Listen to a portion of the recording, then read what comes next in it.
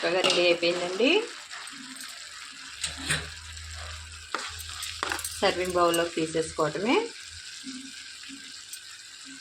ఎంతో టేస్టీ అయిన చక్కటి బచ్చల కూర టమాటా కర్రీ అండి. ఈ కర్రీ అన్నంలోనికి, చపాతీలోనికి, జొన్న రొట్టెకి ఆకుకూరలతో ఎలా ఏ ఆకుకూరకైనా కూడా జొన్న రొట్టె చాలా బాగుండిద్దండి.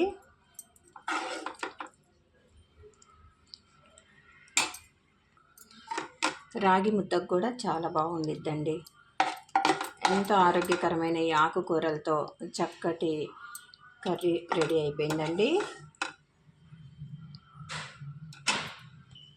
సులువుగా, ఈజీగా, టేస్టీగా బచ్చల కూర టమాటా కర్రీ రెడీ అయిపోయిందండి. ఈ బచ్చల కూర అల్సర్ని తగ్గిస్తుందని పెద్దలు చెప్తుంటారండి.